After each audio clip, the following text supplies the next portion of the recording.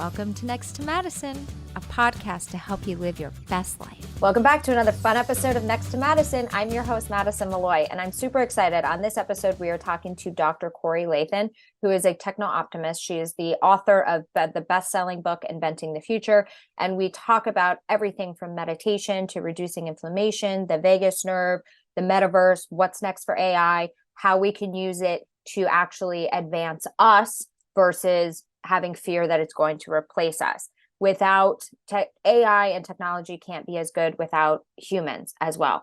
They work together, and how you can actually use it to benefit yourself, to make you happier, healthier, and wealthier, which is what this podcast is all about. So it's a very exciting episode. You're not going to want to miss it. A lot of beneficial things. I do talk about the fears that a lot of people have with the rise of AI. And her answers are actually very calming and makes you feel excited about the future and not fearful. So this is an episode you don't want to miss. Also, please don't forget to like, share, subscribe, all that good stuff. Help us continue getting the word out there. I appreciate every single one of you that tunes into this podcast. Couldn't do it without you. We are almost 4.5 years in. I can't believe it. It has flown by, and we have sat down with some of the most amazing people. So I thank you all for continuing to tune into this podcast. So we will be right back with our guest on Next to Madison.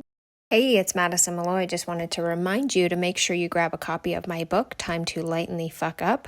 It is a great, funny self-help book that is going to help you get out of your own way. I have already helped thousands and thousands of people, and they are on their way to living their dream life, and I want every listener to be able to live their dream life as well. So grab a copy of the book on Amazon, Barnes & Noble, or even the audiobook on Audible.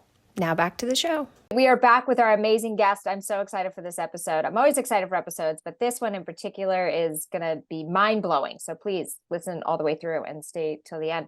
I have got Dr. Cori Lathan on the podcast. She is such an impressive woman. I'm not even going to try to describe her. I want her to do it herself because I feel like I'm not going to get it all right.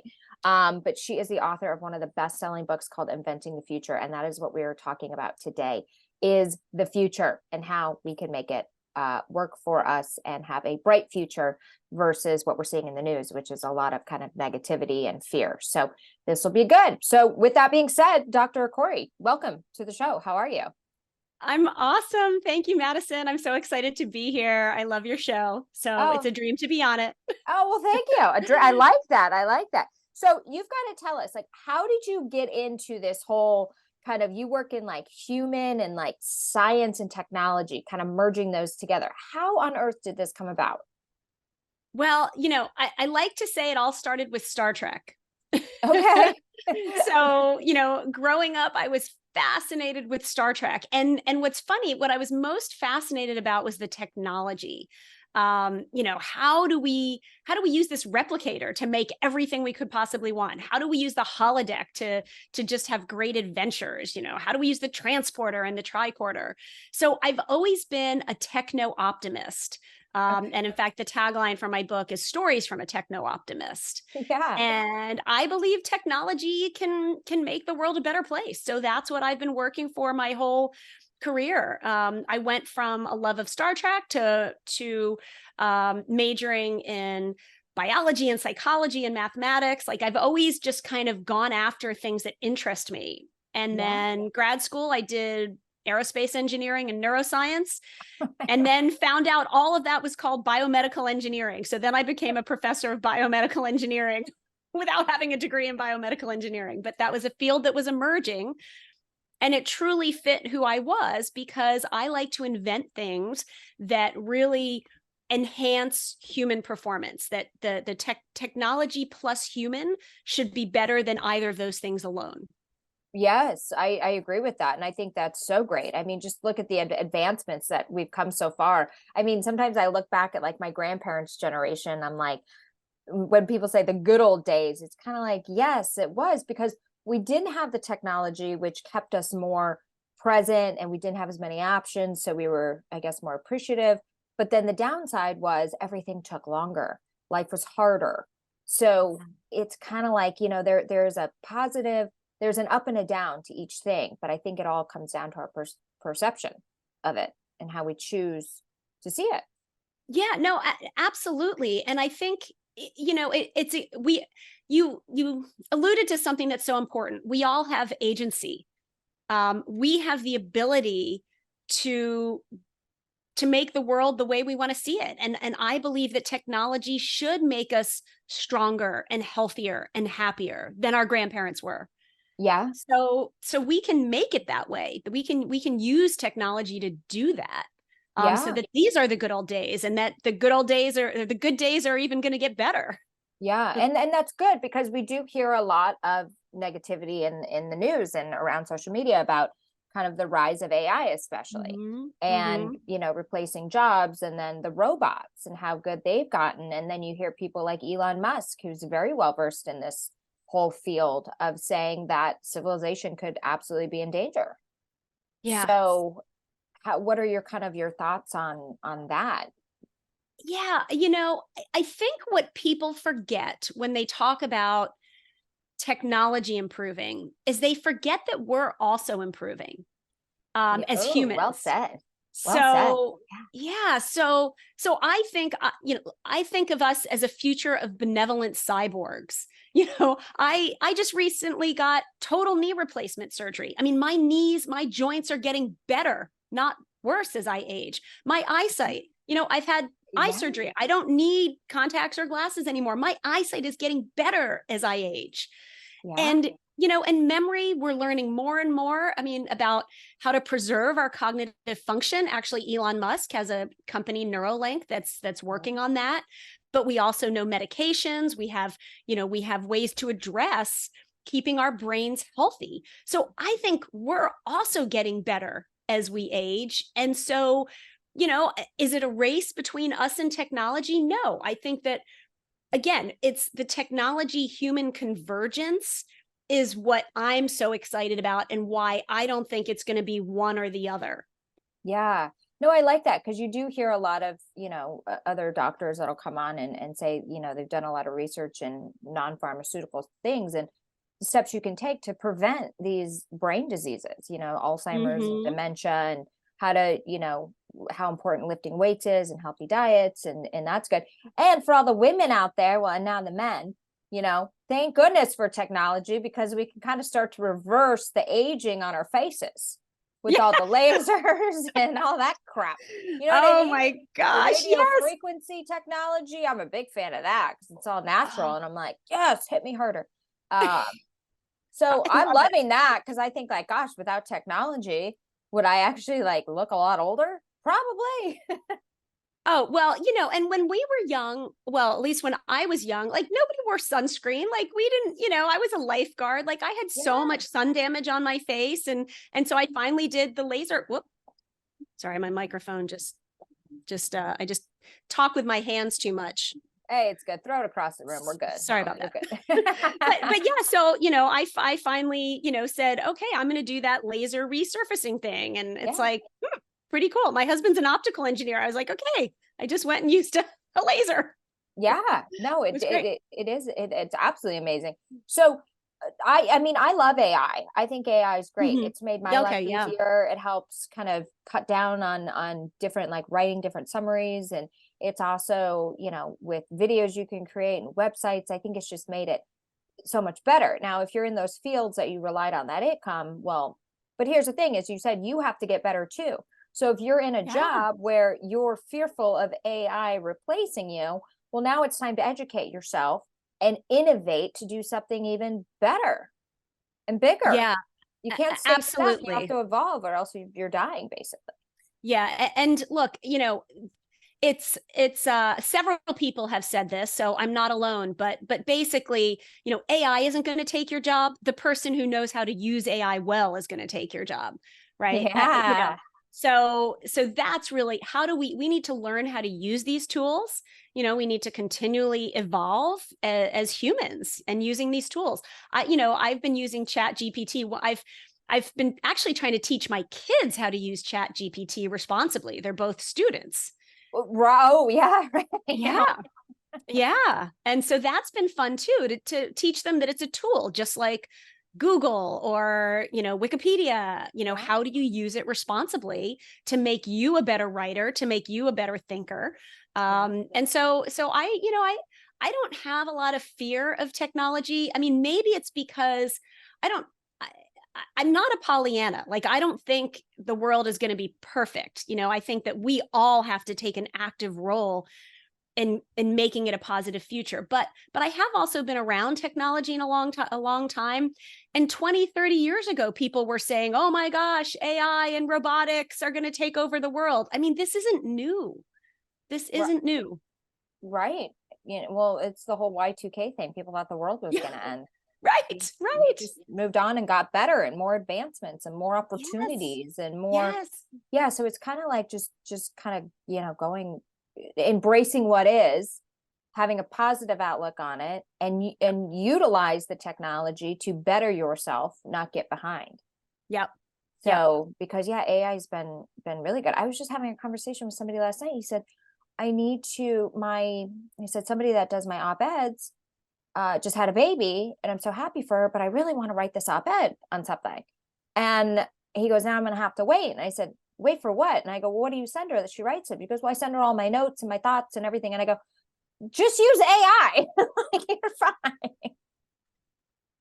No offense to your friend, but like, you know, you could do this in like 2 seconds, right? Like if you're feeding her all the information, you could do the same exact thing. Like, right. oh, you're totally right. And then you just edit it. Like you're good to go. So don't be delayed. Don't wait. If you really want to get that out, you know, use it to your advantage. But let's talk about your book, because you had a very, very successful book called Inventing the Future. So let's talk about that. Tell us about that. So Inventing the Future, Stories from a Techno Optimist. And I think I can show a little cover right there. So, you know, for me, it was a passion project, as I think, you know, a lot of books are. It was a COVID passion project. I had been running my company, Anthrotronics, Anthro-Human Tronics Instrumentation, for over 20 years, as we were... I'm an inventor, and at the company we developed a virtual reality system for the International Space Station. We developed educational robots for kids. We developed wearable sensors for soldiers. And so during COVID, we went virtual and eventually exited the company. And I wanted to tell the stories of all these amazing projects. And so what I ended up doing is each of my inventions became like a character. And so every chapter is a story of one of our inventions. So Robots for Kids is about Cosmobot, the robot that we created to work with kids with disabilities. Wow. And so I tell that story. So each chapter is a story about a technology that in some way enhanced human capability.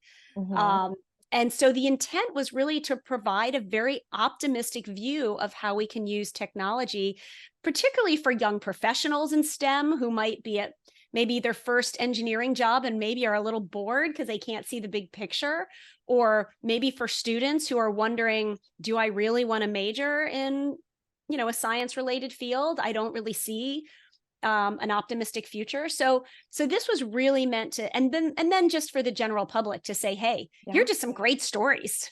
It's very true, because you know, I think our future will get better, hopefully.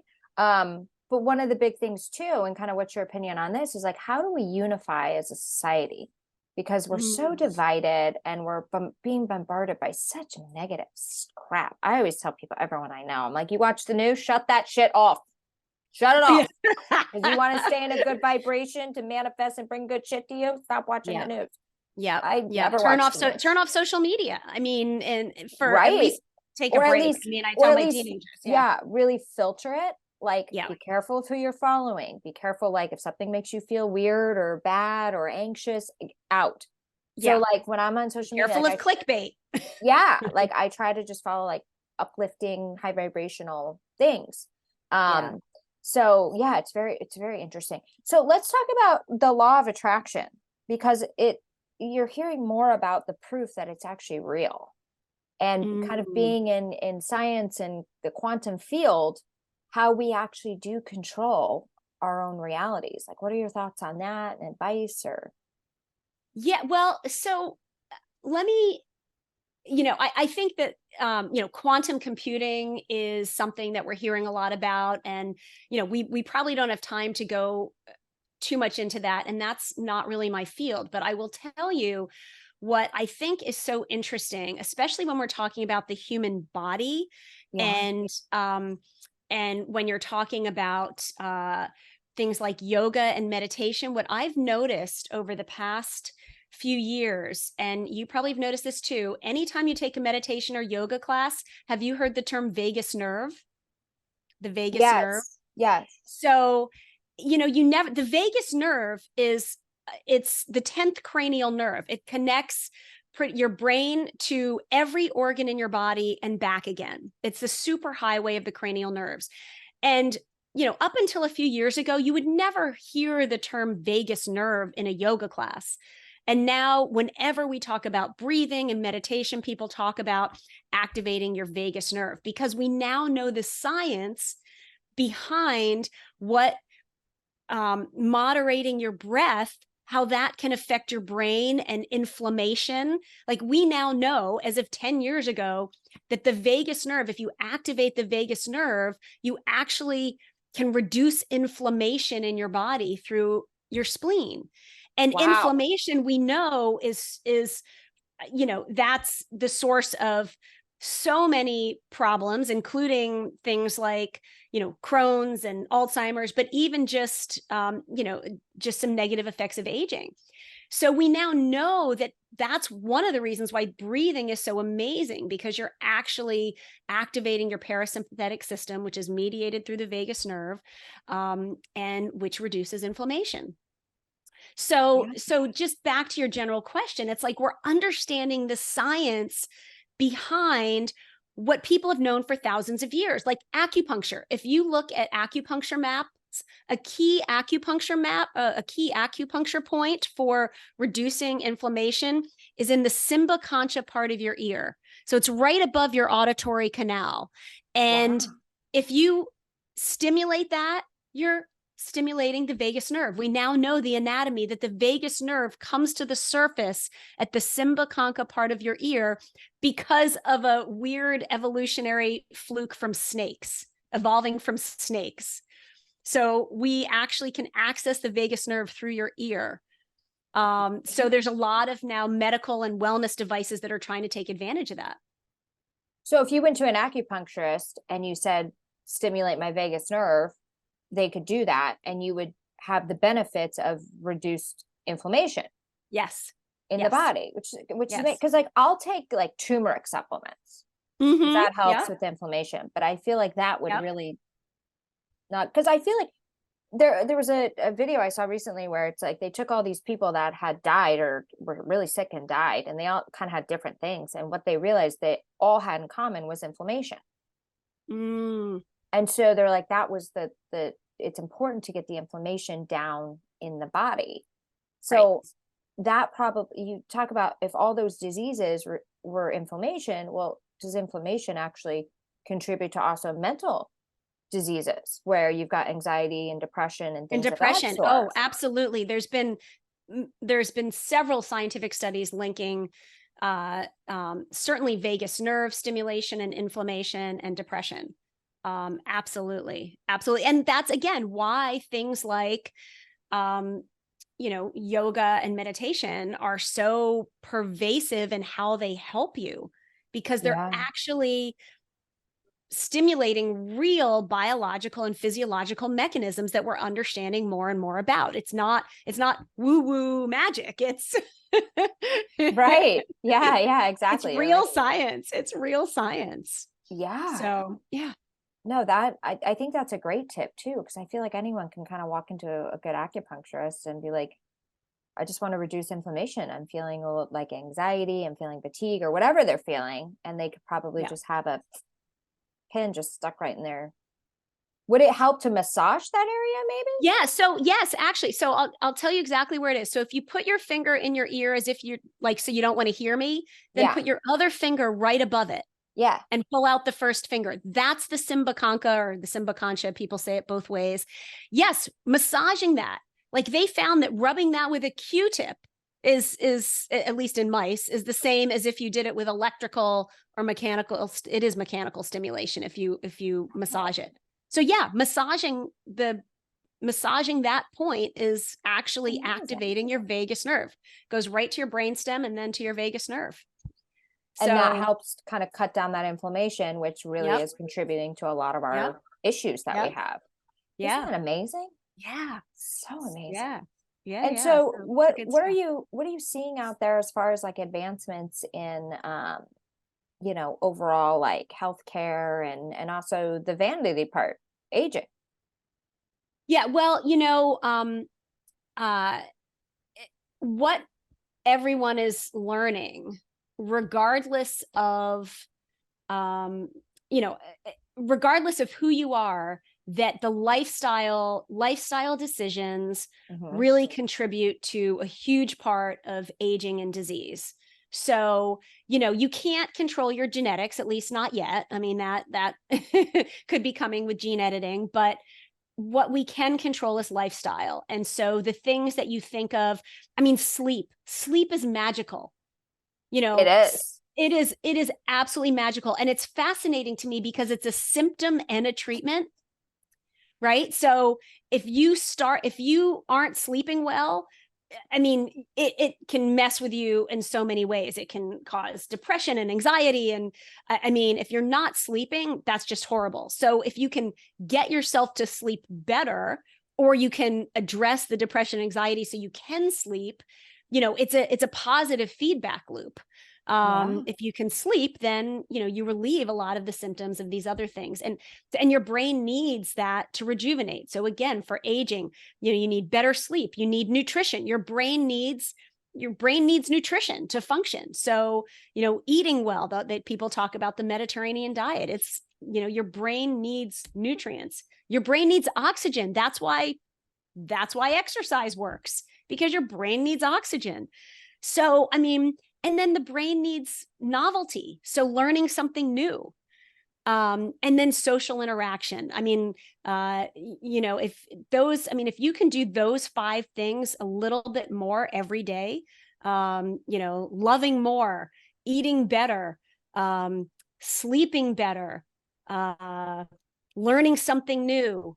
And what did I forget? There was 5. I can't remember what the 5th was, but yeah, you'll remember it. Yeah, we'll remember it. That's all good. I mean, but it's really, I mean, it's, I already said learning. Oh, that's going to bug me now. Anyway. Learning, sleeping, moving. I was trying to think. Exercise, maybe. Was that the one I missed? Maybe. Yeah. I mean, those are all like so critical, but it's amazing. Like I have a friend who has a good body and, works out a lot, but he eats like a college kid. And I don't know how he still like has this like 6-pack. I'm like, what is going on? And he's that young. Yeah. Like, yeah. But I told him, I said, you may look good on the outside, but something's going on the inside. Like you gotta clean that up a little bit, or at least do something that's like healthier. Right. And but yeah, it's your nutrition plays big factor in it. All right, I remembered: learning, loving, sleeping, exercise, and eating. Perfect. Okay. We got the 5. Yay! I want to make sure. I'm not imagining it. Yeah, but again, I mean, and that's something that everyone can relate to. So, but it's true. Yeah, no, it's true. So let's go back to the law of attraction now. Okay. Like, in your opinion, like obviously it's real.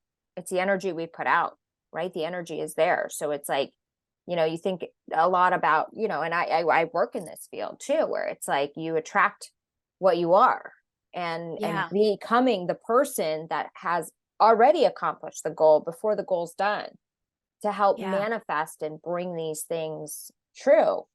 But it would be interesting from like a science and technology standpoint of, I've seen it in the Bible, ask and it shall be received. I was like, that's a law of attraction right there. Yeah. I mean, when you're talking about it from, I 100% agree with you that that the energy you put out is the type of energy you're going to receive. So, from a scientific perspective, we don't have necessarily the ability to prove that yet. I'm sure there's people doing studies. I would love to see what they are, but I'll tell you one study that is super interesting to me. There's a guy from Princeton, and I actually talk about him in my book, Cori Lathan, who has done some brain. He does recording of brain activity. And one of his studies from, over a decade or two now, and then he actually has an amazing TED Talk, but I'll tell you I'll give you a brief overview of the study. So what he did is for example, he's recording my brain, he's recording your brain, and I start telling a story. And if you are listening and understanding, not only do our brain waves start to sync up, your brain waves start to anticipate mine. So your brain waves actually go ahead of mine. So not when you say that you're on the same wavelength as someone, you literally are. Like your brain waves have synced up. And what he showed, and this gets to your point of how do we bring the world together in this horrible situation. And he talks about this in his TED Talk, which is amazing. And I hope I don't get it wrong, but he basically showed that if you prime an audience, like let's say you have an audience of Republicans and Democrats, and you prime them with something positive, with something beautiful, with beautiful energy, then you try and talk about a difficult subject, how they're primed will determine whether or not they actually then can talk about it in a rational way. And so this is why it's so important, especially if you're talking about a difficult subject, to all kind of get on that, like to watch, to listen to beautiful music, to see beautiful art, to all kind of get on the same wavelength before you address the difficult things. And this is something we don't do enough of. Like sometimes it happens by accident and you see the results, but so again, I think I captured the gist of his TED Talk. Cori Lathan, it's really amazing. This priming could bring us all together if we all just listen to Yo-Yo Ma, some beautiful music before we have a difficult conversation, and the world would be a better place. It's brilliantly said. And that could almost go to apply in people's everyday lives if they're going to have a difficult conversation, to always start with something positive. Yes. Right? Like you don't want to critique somebody without giving them a compliment first. So compliment sandwich, right? Compliment, and then the challenging topic, and then a compliment. Because it's like you're positively priming them, and then you're going into it. So it'll be received more openly, which makes total sense. But and there's neuroscience that backs why that works. Yeah, no, absolutely. I mean, it's absolutely fascinating. And so let's talk about about artificial intelligence, because that's all the rage, and that's where things are really, really going. So what do you see as far as kind of the next steps? Obviously, we've got ChatGPT, we've got a lot of other things that are working, to edit videos, to build websites. There's all these plugins. What are you seeing as far as kind of the next thing? Yeah.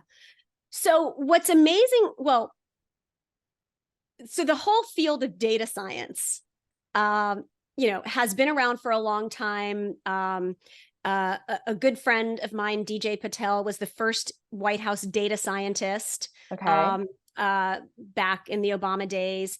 And so the field of data science has becoming more and more to the front. Universities have majors of data science.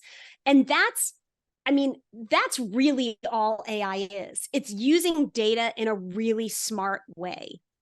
It's saying, let's take data, and this is why ChatGPT is a little fraught. The data that went into it was basically the internet. So they had to do a lot of work to kind of train ChatGPT to not reflect the worst part of the internet. And to actually be a useful tool. But those were data scientists that did that. So there's pros and cons to that. It means that data is not that smart. It's really only as smart as the humans who are putting it together. Yes, it can learn. And I think that's what a lot of people are afraid of. Well, could it learn and take over the world? Well, again, I mean, we've been saying that for a long time, and we're getting smarter too. And we're going to have, I still think that humans plus AI are going to be smarter than any AI, no matter how smart it gets. Yes. So that fundamentally, so all that to say, most tech companies have been using AI already. They call it data science, machine learning. So now what this has given them the permission to do is actually use that. They've become more transparent. So the companies were doing it anyway. They just weren't talking about it because no one understood it or cared. Right. So now you have all these companies talking about how they're using AI. They were doing it already. We just, as the general public, didn't know it. So it's great because now we're forcing these companies to have accountability. How are you using AI? How are you using our data? And how is that going to help me and my company use your product? Or how is it going to help me as an employee do my job better? I mean, what's been just as exciting as companies that are putting AI products on the market is what's happening within companies, what tools they're providing to their employees to put together a contract. I mean, if you're trying to put together a contract with a new customer, I mean, it's just a slog, right? You have to pull data from a couple different places, put together a contract. Maybe you have templates. AI can do that for you. So now you can go get the next contract. Like you can do what humans do well, which is get the business. And AI can put together that contract for you. So I'm excited about it from the employee perspective, from the, that this is the stuff they don't want to do. AI can do just fine. Yeah, well, exactly. And it's such a time saver, and time is money.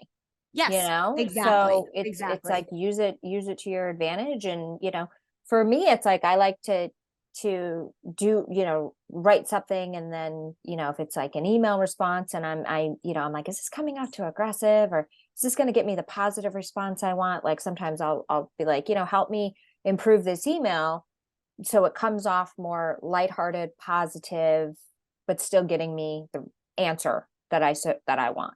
And so that's good too, because then it's like, you don't come off too aggressive, especially when you're doing a follow-up with like stuff that's delayed. Is kind of, what I found as well. But it's interesting though. It's like how ChatGPT is like all the rage in like 2023 is like when everybody started talking about it. But if you actually go, like I wrote a book in 2022. And I remember I was like, oh, like write me a cool like summary for my book. Like, and it said, I'm only updated until 2021. So I don't have all the information on this because it came out later. And I go, wait a second. How did they just like launch this into the atmosphere? And they're like, hey, everybody needs to use this, but yet forgot about the very important years, which were the last 2 years, to update the damn data. So that's what's so shocking because about that's my point. It's not that easy. Like it's a lot of work to figure out the data. But what you can do, and this is what I've done, is I've copy and pasted like a chapter of my book into ChatGPT and said, come up with a 500-word summary with the 3 key points from this chapter to see kind of what it would do. And that works because you're not asking for the exactly. You're using its corpus of knowledge to then analyze my own work, and that's kind of fun because then you can do like a LinkedIn post like, hey, or something. Yeah, no, absolutely. Yeah, I think it's great. I think it's all as I said at the very beginning, it's all about the perception. How you choose to see the world, how you choose to see technology and advancements is how you're going to experience it. So if you want to see it as a negative and the world is ending, that's going to be your experience in your life. Good luck. Or if you want to see it as, hey, this could help me live longer, look better, feel better, be smarter, make more money, you're going to have a very positive future. Because there are so many, I mean, there was people, I haven't figured this out yet. I got to do that. There's people that were like using AI to get like trading strategies. And then they were like, well, screw it. I'll take $1,000. Everyone can lose $1,000. And they followed it and it like made them money. They're like, whoa. Oh gosh. Yeah. The financial, stuff. but again, I mean, part of the trick, good financial analysts are really good at looking at the data and observing trends. Well, guess what? AI is fantastic at that too. So it makes total sense that it's going to be the norm in financial analysis. Like data is the new oil. That's the commodity. It's this data. But yeah, it really is. But the thing is, if you look back at AI, a lot of financial firms have been using AI for years. It just wasn't called AI. They were calling it algorithm. They had an algorithm that would know when to buy and when to sell and when to get out. And it's just AI. Exactly. That's all it was. And they would update it based on new things coming in. So an algo fund is just basically a early AI, artificial intelligence, or whatever you want to call it. Right. You know, so yeah, it's very interesting. So what is next for you? Like, what are you working on that you're super excited about now? Well, it's funny because a lot of the technologies that I talk about in my book, and you think like a tech book only has a certain life, a life, a shelf life. But I'm finding that, like, I talk about the metaverse in my book, and the metaverse is something that I think is going to actually be in some ways just as interesting as AI. Although we just don't have really good use cases of the metaverse, but we do know that, augmented reality and virtual reality are going to be incredibly impactful.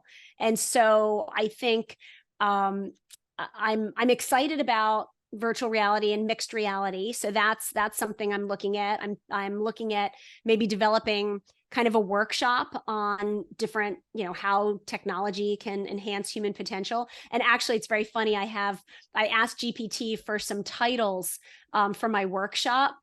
And let me see. I have some great workshop titles. So ChatGPT came up with Better Together, Amplifying Human Potential with Tech Tools. Damn. Kind of like that. Human plus Tech, the Power Duo Redefining Boundaries. Another good one. Not bad, right? I got to tell you, ChatGPT is a very expensive employee you don't have to pay for. Or $20 a month because you don't want to have to wait. It's very affordable. No, and it's true. But I want to, you mentioned something you mentioned the metaverse. And I felt like the metaverse was starting to catch on and people were getting excited when, like, we had the bull market for the crypto and the NFTs and everything and the avatars. And then the things kind of slumped and we had a big crash, and now they said 95% of NFTs are useless, and crypto's kind of crashed, and a lot of people. But here's the thing is, guys, it's not, I was explaining this to a friend. I said, it's not going away. It may have a bad run, but like, look at when Bitcoin hit, like, went from 4,000 to like 600. Everyone's like, what a scam. This is over. No, that's why I say stay put if you believe in it, because it's not going away. But same thing with the metaverse.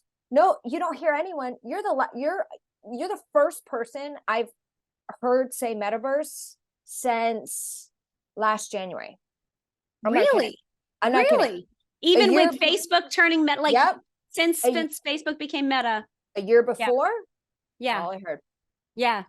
All I heard. Yeah. Oh, I'm designing this for the metaverse, and my NFT will live in the metaverse, and this NFT and all this stuff. Like, as I said, like, if you're already losing money on it, just hold it. Like, just forget it. Yeah. I mean, because for me, the metaverse is so much more than crypto. It's how we live our lives on the physical digital convergence line.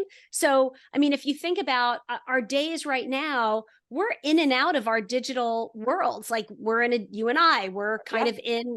digital world right now. And then later I might be on my phone. And so to me, this is the metaverse. Like, it doesn't get any more meta than this, right? Unless you're Horton Hears a Who, or you're in the Matrix. I mean, this is the metaverse. And what's going to change, and what I'm super excited about, is we're going to move seamlessly between these lines of physical digital convergence. So, for example, I might get up in the morning, and, like, if I live in New York City, I might put on my augmented reality glasses and walk to work, and it'll update me on the news, tell me, what my schedule is, warn me if there's a car or a pedestrian coming, Wait, while you're walking down the street, you're going to have these glasses on? I don't know. I'm just saying, maybe that's unrealistic, but yeah, why not? but they you have know? to be sexier, because right now it would look like a bunch of freak shows. Oh no, walking there's around some with those good ones now. pictures. There's some good ones now. They have some really nice ones now. And Could you you know, imagine? I gotta tell you though, the one thing is like I'm all about like advancements in technology and making better and blah blah blah. But if anything has to be implanted in me, oh hell no. The only implants I want are in my breasts, like in their big old fake boobies. That's it. Nobody's implanting anything, because all I right, feel well, like let it's me the mark push of the back. beast. All right, well, let me push back on you though. Okay. What if, you know, we're a lot of us, I mean, are afraid of aging and afraid of Alzheimer's, for example. I'm more afraid of wrinkles and Alzheimer's, but because I'm still young. You're still young. We're still young. I mean, I don't know, Relatively. you know, I don't know if you've had relatives that have dementia, or, I had you a know, I'm grandmother sure, that had dementia, and it was terrible. yeah. So Well, sad. what if I told you, if I put in a neural implant, it would just keep your brain stimulated and young so that you would never get dementia? You As wouldn't do long as that? I can prove it's not the mark of the beast, I'm in. Because like I haven't, I'm like enjoying my gifts here, but Yeah. like the life over there is my true one, right? Like I'm Yeah. learning all my lessons. So as a religious person, I get very hesitant because you hear about the mark of the beast and blah blah. So it's like, but we don't know what it is. Was it going in your forehead? Was it going in your hand? So that's my hesitation because of the religious aspect of me. But I hear Yeah. what you're Well, saying, so I'll tell and you that makes sense. you know, for me, the joke, for me, it's the religious joke. It's the true believer who kept believing they were going to win a lottery ticket because they were, you know, God's chosen one, and they got to heaven and said, God, how come I didn't win a lottery ticket? And God said, well, you have to buy one. Yeah. Well, you're Right. So that's how I view, you know, God and technology. Like we need to use our gifts, which include, you know, technology, which include, like, I don't see it as a them and us. Like we are the ones who are, we are the ones who are using technology. We have agency, and it's how we use technology to make us better, which is going to make the world a better place. Yeah. No, and that makes sense. And when you, that's a good point too. It's like you got, at the end of the day, everyone has to do what's best for them, right? So it's a personal choice. But you know, there's a lot of knee replacements, hip replacements. Yeah. There's a lot of artificial or things, prosthetics that are in Yeah. people, and nobody said, oh, that's the mark of the beast. I think it's like just Yes. the whole COVID thing, and like I think it's like, one thing I would never do is if somebody said, oh, put this chip in your hand and then you can buy everything and scan everything. Hard no. Right. I'll use a Right. wallet. That is an no. Yeah. Yeah. But if it's going to prevent a disease or a cognitive function and to help live a longer, better life, to make more of an impact, then I could see the benefit of that. Yeah. But I just, you know, it's one I of know those it's things scary where to think about. I pray mean, about it. You know, Follow it's your one intuition. thing to talk about, you know, knee surgery, and another thing to talk about brain surgery. Totally I get it. I mean, well, exactly. You know, and you know, you go back to like how many people have been saved by the pacemaker that goes in your heart. yeah, for sure. You know, that's kind of something that's in there too. So yeah, you kind of have to look at it both ways. Like, what is it? Yep, for You sure. know, what is it helping, and what is it? And hopefully we'll be more aware of if it is the mark of the beast. Like, don't take it. You have a choice. Versus, I was just trying to live longer. So it's very, very, it's a very interesting thing. But yeah, and then but the one thing that scares me is at the beginning of this episode, we talked about the importance of social interaction. Yeah. Which is so good for our health. We have to connect with people. And when we start talking about things like virtual reality and the metaverse and all this, where people are literally shopping in the metaverse, working in the metaverse, doing things in the metaverse on these virtual reality screens, we're living our life in a digital realm, and then we're losing that human connection. So how do we bridge that gap to where, because the phones did that, you know what I mean? Like all of a sudden people are less social, they're less connected. They feel if they check Facebook, they've caught up with their friends, even though they had zero communication with them. And so we're already a disconnected society. Now all of a sudden we start going out in this digital world. Like, how do we, I don't know. That's the part that scares me. Yeah, it's I mean, it's an ongoing struggle. And I share your fears, but here's the techno optimist in me says, yeah, there you go. I like it. We have the opportunity to build so many more connections now. I mean, our kids are not only growing up as digital, my kids, I have a 17 and 20-year-old, are growing up not only as digital natives, where it's normal for them to have a friend in South Africa and Portugal and LA, which is where my daughter's friends are that she met in New York this summer at camp. Like, it's normal for her to have these besties who are across the globe. Like, I didn't have that as a kid. So absolutely. I mean, I think we need to flip it on its head and say, what are the opportunities? Like, her strengths is that she's not only going to be a digital native, she's going to be a digital collaborator. She's going to be someone who can cross cultural boundaries and be the best team. You know, she's going to be able to run design teams or, you know, I don't know, lead a cross-cultural global health team. I don't know what she's going to do, but I know that's going to be one of her talents. And building relationships. Like, she met them for 2 weeks in the summer, and they've continued and grown their friendship. My older daughter has a girlfriend that she's never met in person. Now, I don't get that, but they're intense. Like, they love each other. And I'm like, what? Are you going to ever see each other? You know, but I poo-poo that as an old fogey. But my husband and I started our relationship in the 80s when we had our first email addresses. We lived 400 miles away, and we talked on the phone every night, but we also were able to email every day. And so we built our relationship with the phone and with email. And we've now been married for 30 years. Like, it's like our parents thought we were crazy. They're like, he's 400 miles away and you're emailing? How did you meet in the 80s if you were 400 miles away? So it was my first year of graduate school at MIT, and I went to a conference at University of Rochester where he was an optical engineering student, and they let the students live in the dorms for free if they help out with conferences, because he was working in an optics lab. So he says he checked me in for the conference and checked me out. And then checked you out off the market. Exactly. That's what he says. I checked you in and checked you out. And so we exchanged email, and we started emailing each other. And you were early. I feel like not a lot of people used email until like the mid 90s. Oh, he didn't even have an email account. Like, I had just gotten an email account, and he says he had to go to the computing center to actually get an email account so that he could email me back. Like, oh my gosh, how cute. How it was cute very is cute. that? Cute. I love that. Well, that's great. Okay, so before we wrap up, where can everybody find you, grab your book, learn more about you, all that good stuff?